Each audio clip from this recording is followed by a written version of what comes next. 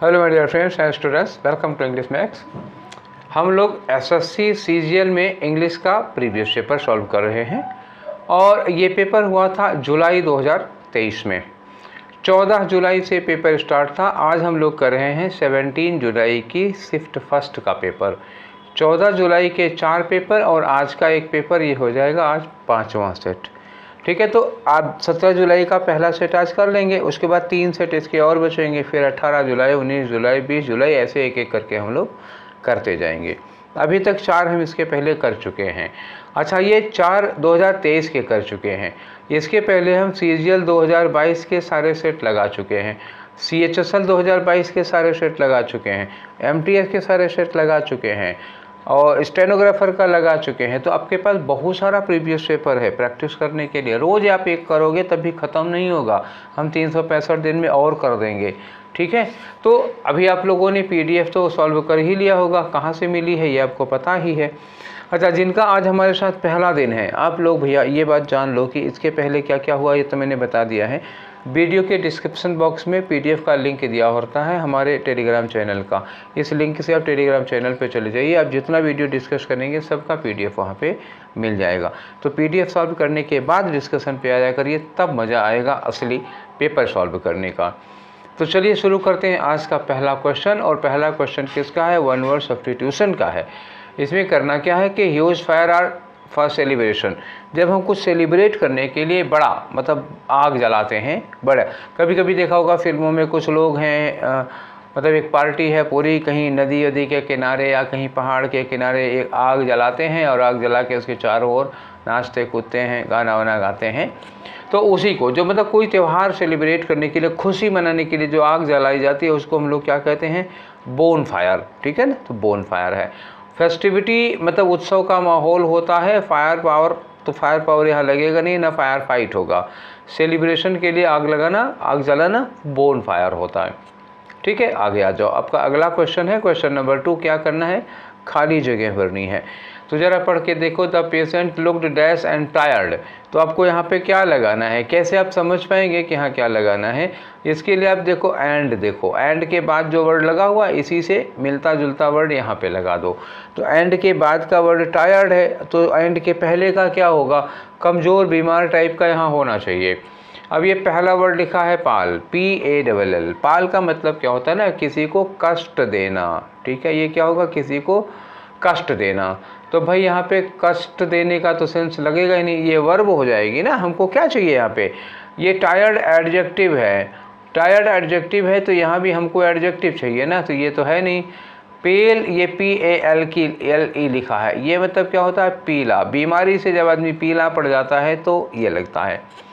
पील का मतलब होता है ना कोई चीज़ छीलना, जैसे आलू वगैरह छीलते हैं, कद्दू छीलते हैं, तो उसको कहते हैं पील।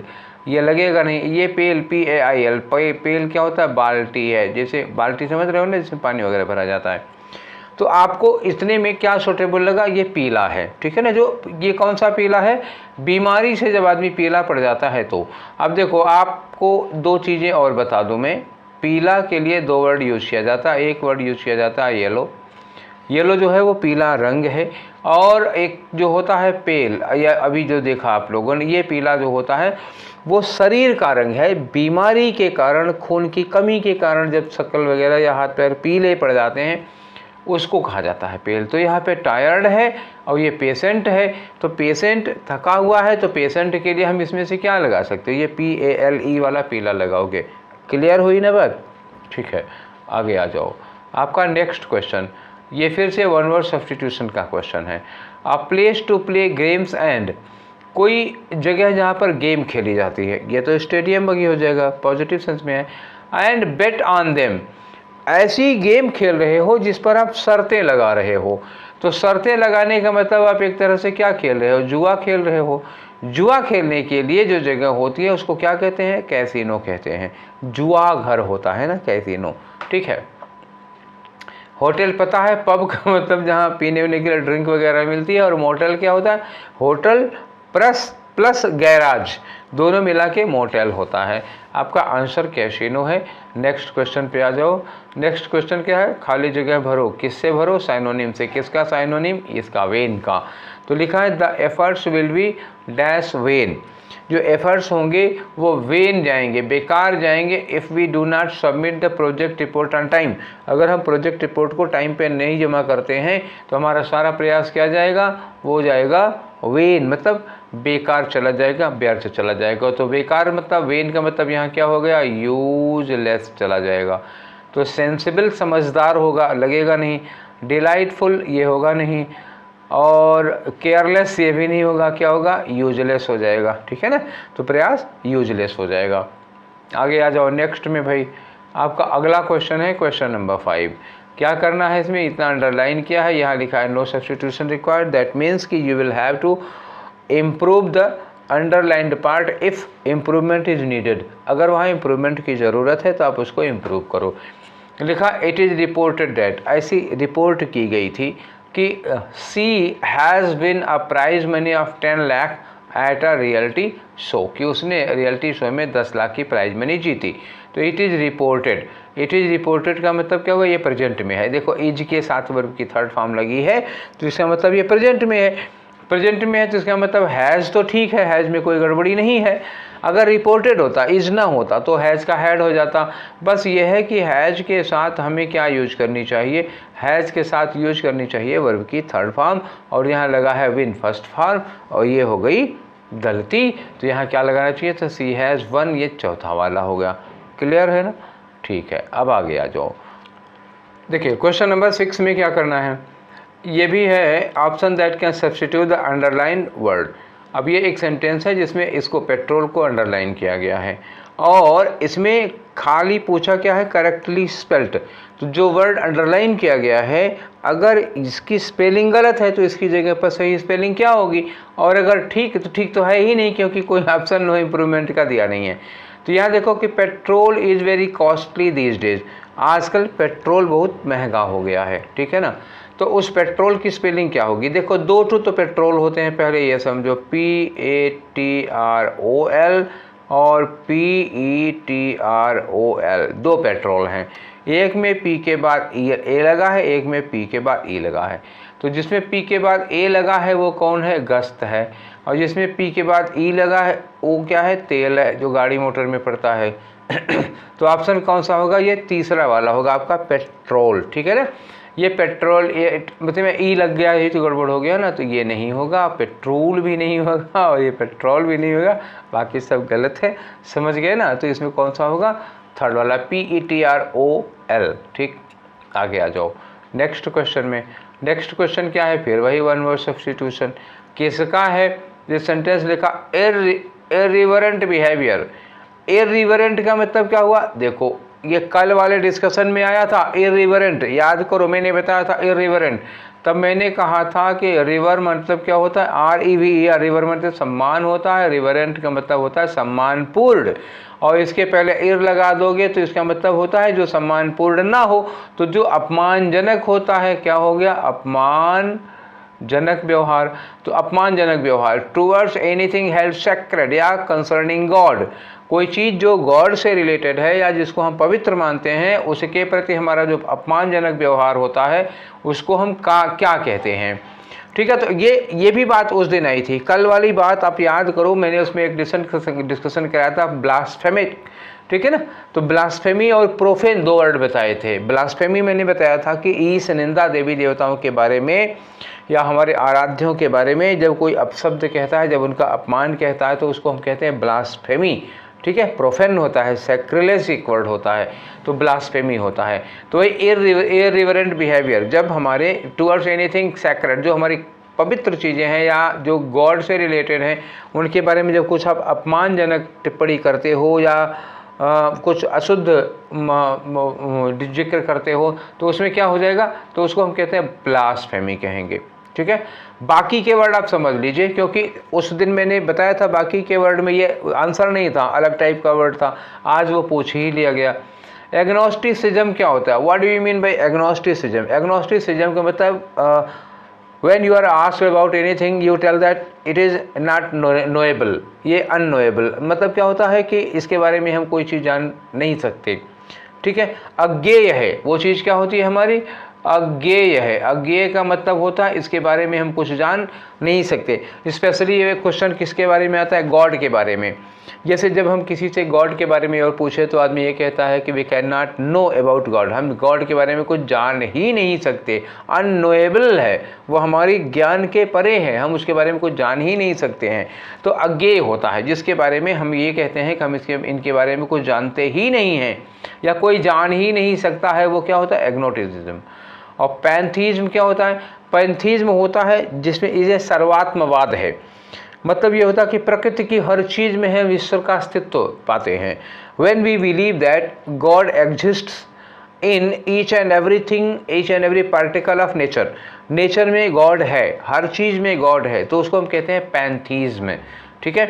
ब्लास्फेमी अभी आपको समझाया था। थीज्म का मतलब होता है belief in God, believe that there is a God, आस्तिकता कहते हैं। आगे आ जाओ, आपका क्वेश्चन नंबर 8 हो गया।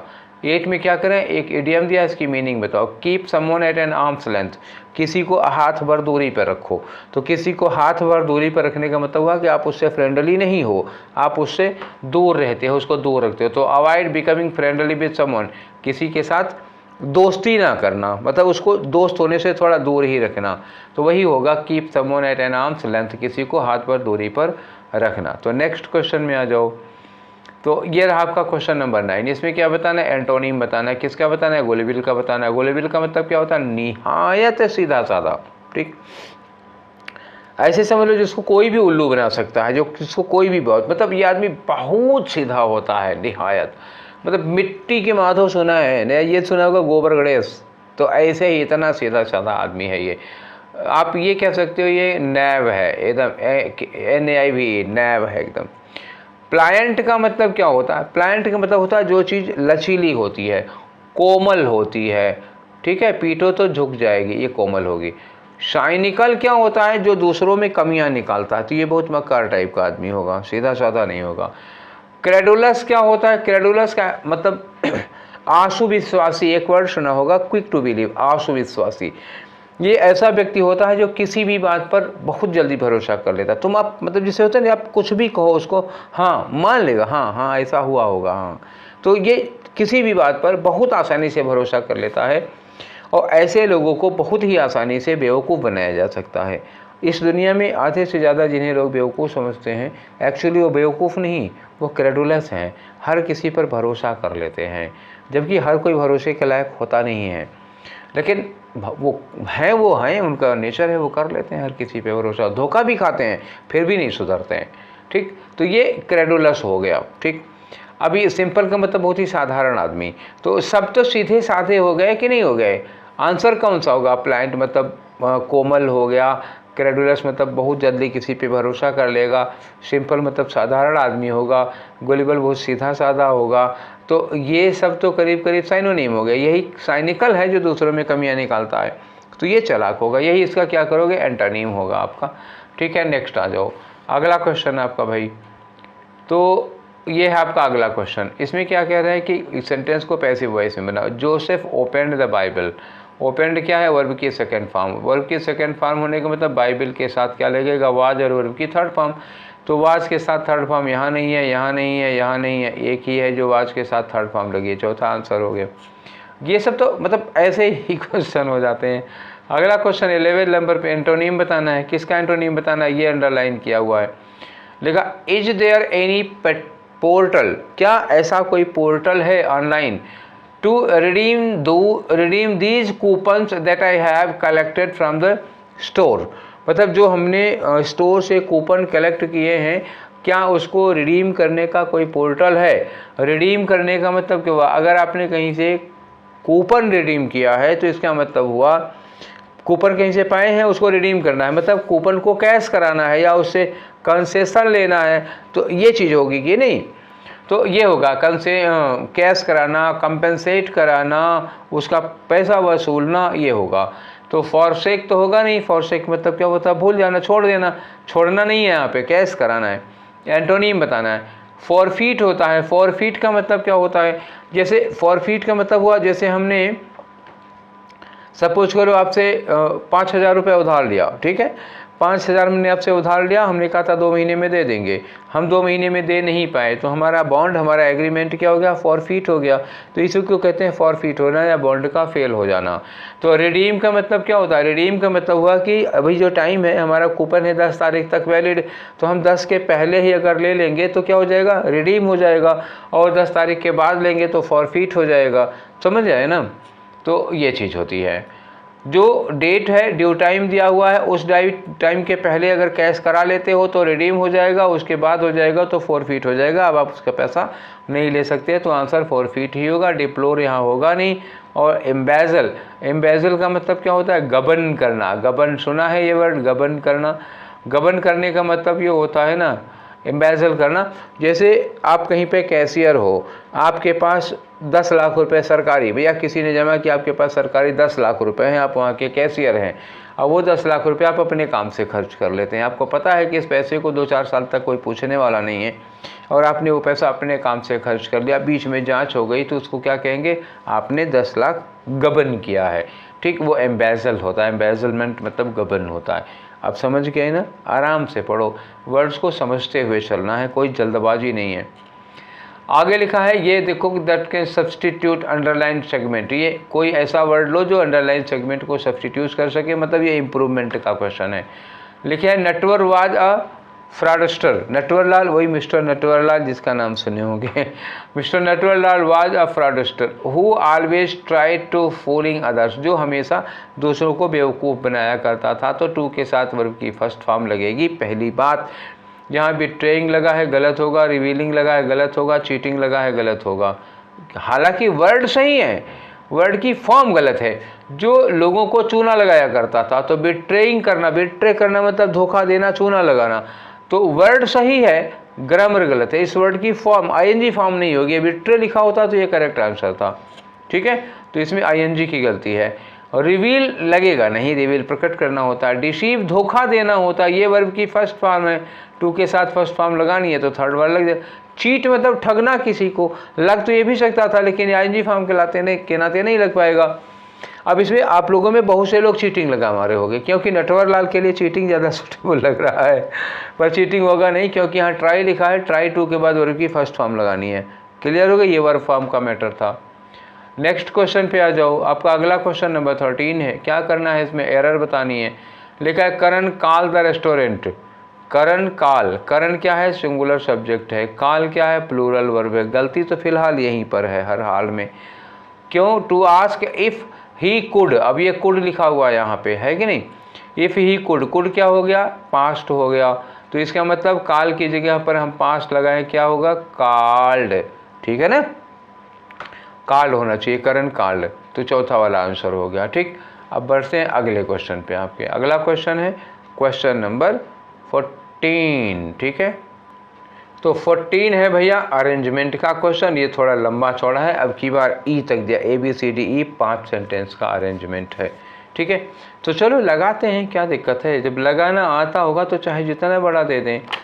पढ़ो, देखो लिखा है, many countries throughout the world, पूरी दुनिया में बहुत से देश ऐसे हैं, हैव अचीव्ड फुल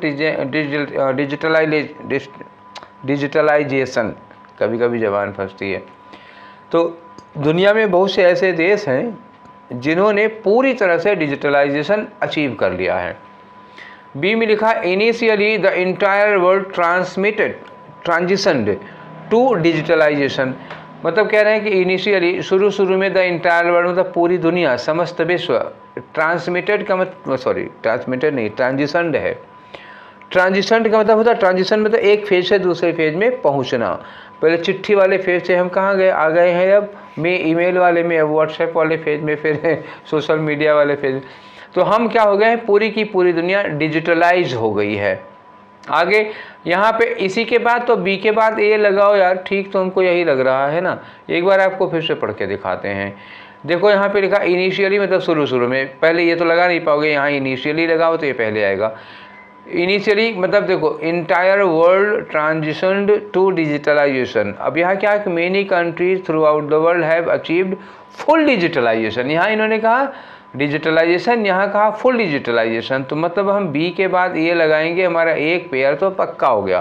तो चलो इनको किनारे करो। अच्छा, दिस टाइप ऑफ इंटरनेट, तो यहाँ लगा दिस टाइप ऑफ इंटरनेट, मतलब किस टाइप ऑफ इंटरनेट हैं किस नहीं, विच टाइप ऑफ इंटरनेट, वही मतलब मैंने हिंदी अंग्रेजी मिक्स कर दी थी। तो किस टाइप का internet is known as metaverse, metaverse किस तरह के, पहले बताएंगे इसको मेटावर्स कहते हैं, एक तरह का नेटवर्क बताएंगे, उसके बाद बताएंगे ये मेटावर्स होता है। आगे लिखा कि this existing kind of internet technology, ओए होए यही वाला, ये जो टाइप दिस टाइप है वही है दिस एग्जिस्टिंग काइंड ऑफ, तो मतलब हम डी के बाद सी लगाएं, ये भी बात करीब करीब से क्लियर हो गई है। तो this existing kind of internet technology which gives us access to various aspects is about to change into a better and newer version. ठीक, तो डी के बाद यहाँ पे लगा दो this type of internet note and metaverse, आगे पढ़ लो कि द मेटावर्स, ओ ये मिला हमको द मेटावर्स, तो हमको तो एकदम से क्लियर सब कुछ मिल गया। ये एग्जिस्टिंग इंटरनेट टेक्नोलॉजी हो गया। अब यहाँ पे दिस टाइप ऑफ लग गया, तो डी के बाद हम लगा दिए सी, और इसमें देखो लिखा है आ मेटावर्स, देखो आ लगा ना मेटावर्स के पहले, यहाँ लिखा द मेटावर्स, इसका मतलब सी के बाद हम ई लगाएंगे, एक पेयर हो गया, और एक लिखा है बी ए वाला पेयर है, बी और ए होगा। तो अब बी ए को पहले करोगे, डी सी ई को बाद में करोगे, या डी सी ई को पहले करके बी ए को बाद में करेंगे, तो पहले ऑप्शन देख लो। ऑप्शन में बी ए से शुरू होने वाला कोई है, कोई बी ए से शुरू ही नहीं हो रहा है, गोली मारो हमारा काम ही खत्म हो गया। बी से शुरू तो हो रहे हैं लेकिन बी के बाद ए नहीं लगा हुआ है। ठीक है, जैसे ये तीसरा वाला देखो, आप तीसरा वाला देखो, ये दूसरा वाला बी से शुरू तो हो रहा है लेकिन बी के बाद ए नहीं लगा है, बी के बाद सी लगा हुआ है, और डी के बाद ए, इन्होंने यहाँ डी के बाद ए दिए हैं, डी के बाद ए हो ही नहीं सकता, डी के बाद आपका सी होगा। ठीक है ना, क्योंकि डी में इन्होंने क्या बताया था, डी में बताया था ये दिस काइंड ऑफ, यहाँ बताया दिस टाइप ऑफ, ये जाना है। अब आपके पास क्या चाह रहा है, ये डी सी ई लगा दो और ये पीछे से बी ए लगा दो, तीसरे वाले के अलावा और कोई चारा ही नहीं, करोगे क्या आखिर।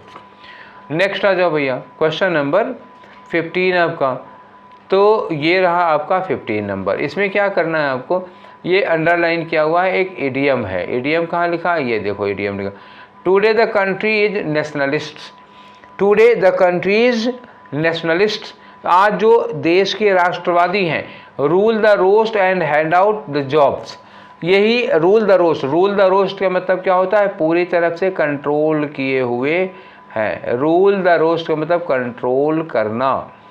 तो टू बी प्रेजुडाइज्ड नहीं होगा, टू एक्सप्लॉइट समवन नहीं होगा, टू बी चार्ज, टू, हाँ अरे अरे अरे टू बी इन चार्ज, यही तो होगा, ये होगा टू बी इन चार्ज, मतलब ये कंट्रोल करना, टू सेव अ क्रिमिनल नहीं होगा, टू बी इन चार्ज, यही कंट्रोल कर रहे हैं, तो थर्ड वाला हो जाएगा रूल द रोस्ट।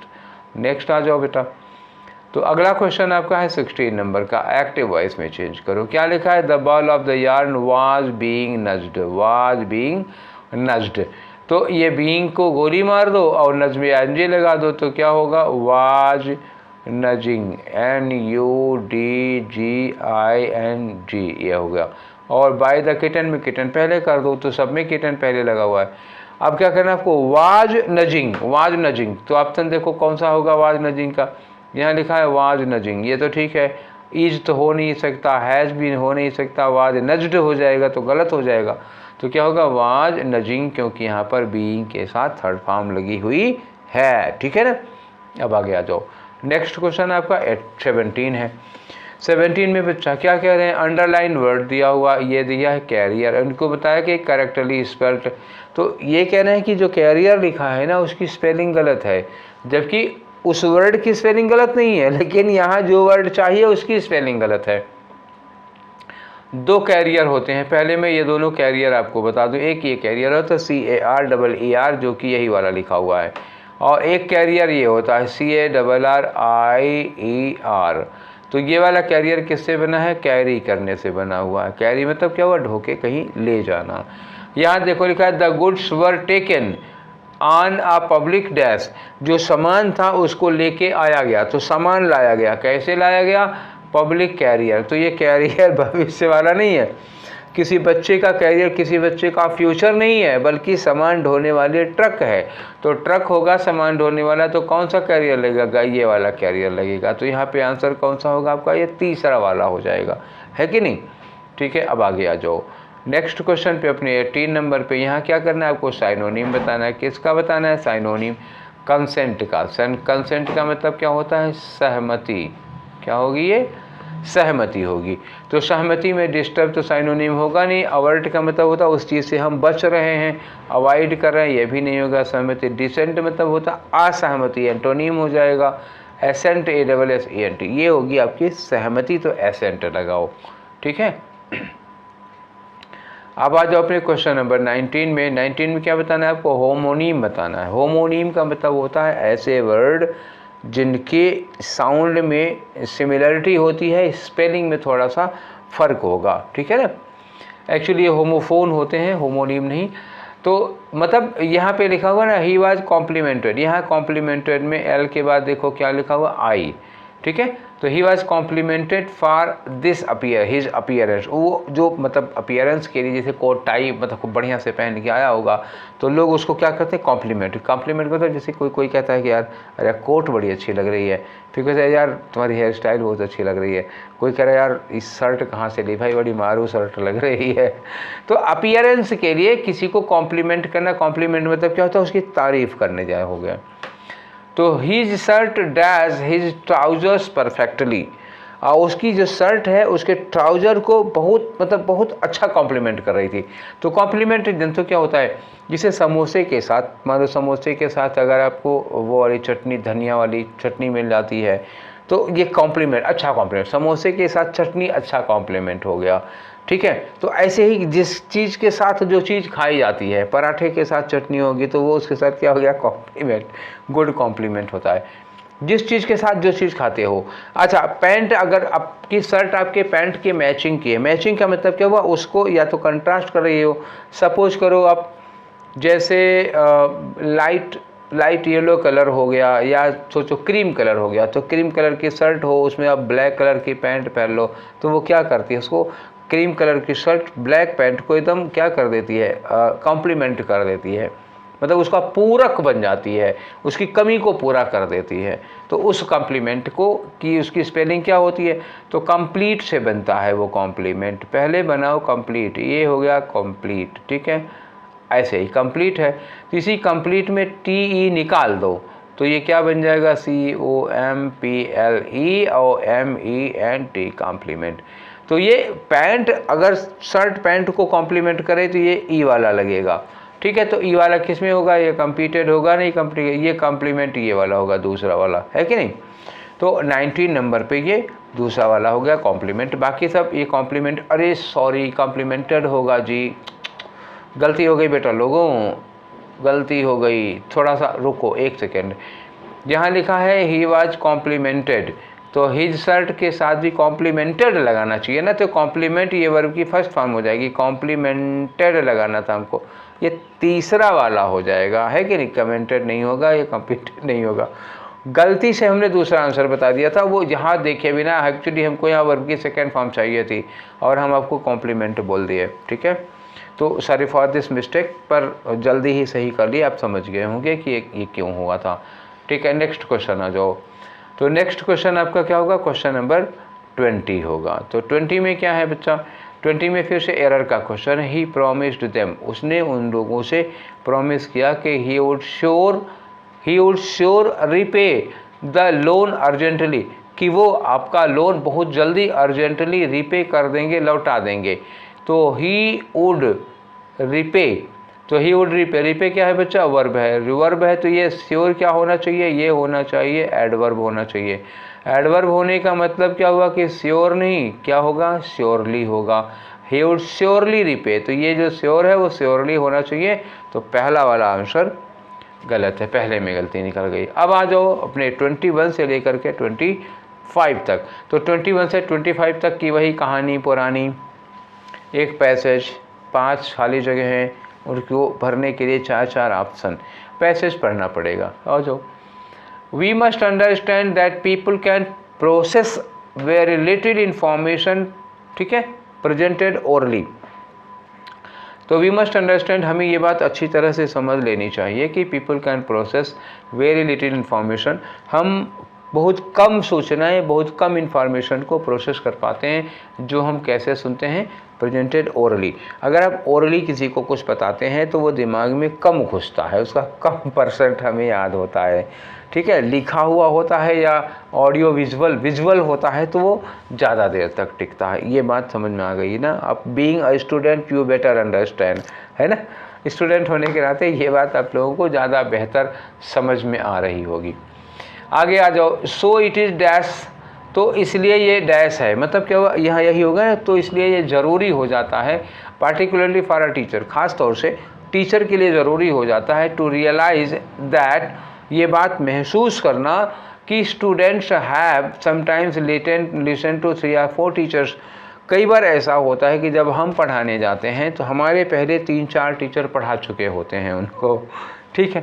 आगे लिखा है डैश यू, मतलब जब हम पढ़ाने गए उसके पहले 3-4 टीचरों ने पढ़ाया था, तो हमसे पहले क्या होगा, प्रियर हो जाएगा, या बिफोर यू, ये हो गया। यहाँ पे लगा दो, और यहाँ क्या होगा 1 नंबर पे, ये ज़रूरी है, ये टीचरों के लिए खास तौर से ज़रूरी है ये महसूस करना। आगे आ जाओ। So the teacher must have props like notes, तो टीचर को अपने साथ क्या ले जाना चाहिए, कुछ प्रॉप ले जाना चाहिए। प्रॉप का मतलब कोई मानचित्र हो गया, कोई मॉडल हो गया, इस तरह की कोई चार्ट वगैरह हो गया, ताकि बच्चा केवल सुने ही ना दिखे भी। तो so the teacher must have props like notes हो गया, हैंडआउट्स हो गया, स्लाइड हो गया, ये सब चीज़ें टीचर को ले जानी चाहिए। That will make the learning material dash alive, जो कि लर्निंग मटेरियल को स्टूडेंट के लिए क्या बना देगा, अलाइव बना देगा। अलाइव का मतलब जैसे उसकी आंखों के आगे चल रहा होगा।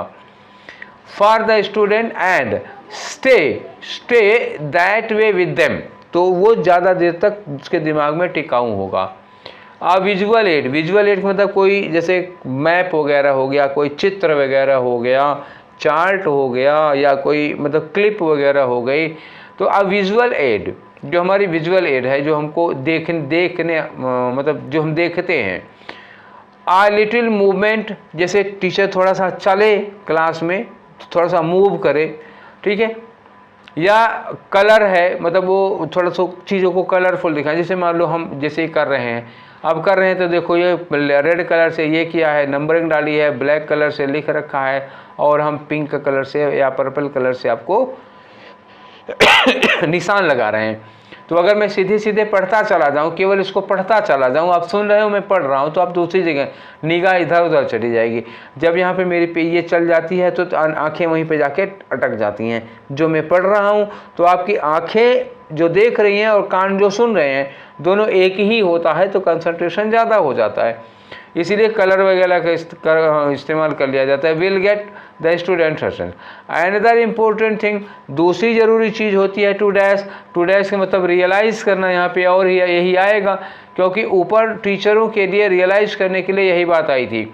सो इट इज़ डैश, मतलब इसलिए ये ज़रूरी हो जाता है टू रियलाइज़ दैट, खास तौर से टीचर के लिए ज़रूरी हो जाता है कि वो रियलाइज़ करे ये बात। और अनदर थिंग, यहाँ क्या कहा, अनदर इम्पोर्टेंट थिंग, लो हमको दोनों फेलर मिल गए। आप लोग थोड़ा सा दिमाग लगाओ, मैं क्या कह रहा हूँ। यहाँ इन्होंने कहा अनदर इम्पोर्टेंट थिंग, बार बार अनदर रिपीट किया हूँ, अनदर इम्पोर्टेंट थिंग। और यहाँ इन्होंने कहा it is dash for a teacher, ये टीचर के लिए क्या होगा, यहाँ भी क्या लगाओगे, पहली बात ये बताई थी इन्होंने और दूसरी बात ये बताई। तो पहली बात में इन्होंने छोड़ दिया है क्या, जो दूसरी बात में इन्होंने बता दिया इम्पोर्टेंट, तो ये पहली बात में क्या लगा दो, इम्पोर्टेंट लगा दो, ये यहाँ से यहाँ लग गया।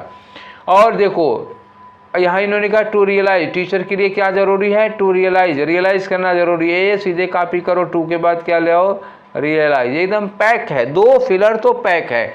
आपके पहले वाले में इम्पोर्टेंट लगेगा अगर होगा तो, इम्पोर्टेंट नहीं होगा तो क्या लगेगा, नेसेसरी लगेगा, एसेंशियल लगेगा, और यहाँ टू रियलाइज लगेगा। ठीक ना, क्लियर हो गया इतना। दैट वो है कि कॉम्प्लिकेटेड सेंटेंसेज स्पोकन फास्ट, अगर बहुत कठिन बहुत कॉम्प्लिकेटेड सेंटेंस आप फास्ट बोल देते हैं, बड़ी तेज़ी के साथ बोल देते हैं, तो क्या होगा, are simply too difficult for students to understand, ये स्टूडेंट्स को समझने में बड़े कठिन हो जाते हैं। It is therefore dash to use 60 sentences. फिर वही आया यहाँ पे इम्पोर्टेंट या ज़रूरी, इसलिए बहुत इम्पोर्टेंट है, बहुत ज़रूरी है कि यूज 60 सेंटेंसेज। हम छोटे छोटे सेंटेंस बोले that make sense to them, ताकि उनको मतलब आराम से वो समझ सकें। क्लियर हो गया? तो 2-3 फिलर तो ऑलरेडी भरे जा चुके हैं। क्लियर हो गया? चलो आगे, अब आ जाओ अपने पहले वाले फिलर पे। तो ये पहला फिलर क्या है? पहले में क्या दिया था इन्होंने? अभी मैंने कहा था ना, अर्जेंट, इमटेरियल, अननेसेसरी, तो क्या लगाओगे? इम्पोर्टेंट। आया तो यही लगेगा। दूसरे में क्या होगा कि आपको ये याद रखना चाहिए कि बच्चे मतलब आपके पहले भी वहाँ 2-3 टीचर बच्चों को पढ़ाए हैं। याद आया ये बात? इन्होंने कहा कि 2, 3 और 4 टीचर्स बच्चों को पढ़ा चुके हैं डैश यू, तो आपके पहले भी, आपके पहले भी का मतलब क्या हो गया बताओ? बिहाइंड यू, बिफोर यू, कि बिसाइड यू, कि आफ्टर यू, तो क्या लगाओगे? आपके पहले भी कुछ लोग पढ़ाएं तो बिफोर यू हो जाएगा। थर्ड में आ जाओ। थर्ड में देखो, कम गो स्टे डिपार्ट, कम गो स्टे डिपार्ट, यहाँ आ जाओ। थर्ड में क्या लगाना है ज़रा क्लियर करो तो आप देखिएगा। थर्ड में ये फेलर नंबर ये है। इन्होंने कहा कि टीचर को कुछ नोट्स, हैंड नोट या स्लाइड्स वगैरह, मैप वगैरह लेके जाना चाहिए, that will make the learning material dash alive. तो dash alive for the students, कि वो बच्चों के लिए क्या हो जाएगा? डैश अलाइव हो जाए। डैश अलाइव होने का मतलब यहाँ क्या होगा? कम अलाइव, यही तो लग रहा है, कम अलाइव। जो चीज़ बच्चों के लिए क्या हो जाए? कम अलाइव का मतलब एकदम से उनकी आंखों के सामने वही में जा जाती है। गो अलाइव तो जब कोई यूट्यूब पे लाइव जाता है तो उसके लिए होता है। कम अलाइव विजुअलाइज करने के लिए लगता है, ये नहीं लगेगा। तो कम अलाइव होगा ना, विजुअलाइज करने के लिए होता है। नेक्स्ट आ जाओ क्वेश्चन नंबर 24 और 25 में। 25 में गेस लिखा, डिसाइड लिखा, डिटेक्ट लिखा, रियलाइज लिखा। अब मैंने बोला था ना कि रियलाइज ऊपर से कॉपी करके ले आओ। 24 में देखो दिखा रहा हूँ, यही वाला मैंने कहा था कि यहाँ पे 25 में इम्पोर्टेंट थिंग टू डैश क्या लगाओगे? जो यहाँ पे लिखा था ना टू रियलाइज, यही वाला यहाँ उठा के ले आना है, कॉपी करना है। सेम सेंस में ऊपर जो बात कही गई है, नीचे अगर हमको ग्रामेटिकली ठीक वही बात मिल जाती है तो हम सीधे कॉपी कर देते हैं। तो 24 में क्या लगाओगे? 24 बताओ। ये 24 में हम क्या करेंगे? ये रियलाइज लगाएंगे। अब बाकी डिसाइड दिया हो या डिटेक्ट दिया हो तो कुछ नहीं लगाएंगे, गेस वगैरह लगाएंगे, सीधे रियलाइज लगाएंगे। 25 नंबर पे क्या होगा बताओ? तो इट इज़ डैश, तो ये ज़रूरी हो जाता है। यही मैंने बताया था ना, एक बार पढ़ के देखो। 25 में ऑप्शन क्या है? मैंडेटरी है, एडवाइजेबल है, कंपलसरी है और प्रोहिबिटेड है। तो आ जाओ यहाँ पे। मैंडेटरी मतलब अनिवार्य, कंपलसरी मतलब अनिवार्य, तो ये दोनों नहीं, क्योंकि मैंडेटरी होगा तो कंपलसरी होगा, कंपलसरी होगा मैंडेटरी होगा। जब 2 ऑप्शन सुटेबल होते हैं तो 2 के दोनों नहीं लगेंगे, है नहीं। अब आगे आ जाओ 22 में। लास्ट वाला सेंटेंस पढ़ के देखो ज़रा। इन्होंने कहा, पहले बताया कि टीचर को थोड़ा विजुअल एड वगैरह ले जानी चाहिए, इसलिए इट इज़ देयरफॉर, इसलिए ज़रूरी हो जाते हैं। यहाँ क्या होगा? ज़रूरी हो जाता है टू यूज 60 सेंटेंसेज, कि टीचर छोटे सेंटेंस बोले that make sense to them, ताकि बच्चों की इंसैनिटी पर थोड़ा सा सेंस आ जाए। तो यहाँ क्या होगा? Dash to use. तो it is dash to use, ये क्या है? क्या यूज करने के लिए लगा? It is mandatory to use, या it is advisable to use, या कंपलसरी टू यूज, या प्रोहिबिटेड। प्रोहिबिटेड तो है नहीं, बताओ। It is mandatory to use, टीचरों के लिए ये छोटे सेंटेंस बोलना मैंडेटरी है। टीचर के लिए मैंडेटरी या कंपलसरी नहीं होता, बच्चों के लिए होता है। टीचर को हम क्या कर रहे हैं? ऊपर से एडवाइस देते आ रहे हैं। तो it is advisable to teachers, ये टीचरों के लिए एडवाइजेबल है। हम टीचर को एडवाइस देंगे ना, उसके लिए मैंडेटरी या कंपलसरी नहीं करेंगे, वो स्टूडेंट नहीं। स्टूडेंट होता तो हम कह देते मैंडेटरी या कंपलसरी, टीचर के लिए एडवाइजेबल है। तो ये हो गए आपके कितने क्वेश्चन? 25 क्वेश्चन। कौन सा सेट है आज? सेट नंबर 5 का 25 क्वेश्चन गुणा करके निकाल लेना। 125 आएगा। ज़्यादा देर तक गुणा नहीं करूँगा, 2-4 दिन और करूँगा, उसके बाद मेरी कैपेसिटी बाहर हो जाएगा। तो ये हम लोगों ने 5वें सेट को भी सॉल्व कर लिया, जो कि 17 जुलाई का फर्स्ट सेट था। ठीक है, तो आज का सेशन आप लोगों को कैसा लगा? अपनी राय हमको ज़रूर दीजिएगा, और कुछ स्पेशल डिमांड हो तो वो भी आप लिखिएगा, बताइएगा। तो अभी कुछ बीच में और नया सेगमेंट शुरू करेंगे, लेकिन अभी बताएंगे नहीं, कुछ प्लान कर रहे हैं, कर लेंगे तब आप लोगों को बताएंगे। तो आप अपनी पढ़ाई लगातार करते रहिए, मेहनत करते रहिए, जी जान से लगे रहिए। समय अच्छा खासा है, बढ़िया से तैयार करो। ठीक है, तो फिर हम लोग कल मिलते हैं इसी समय पर, इसी सेशन में। Till then take care, thank you.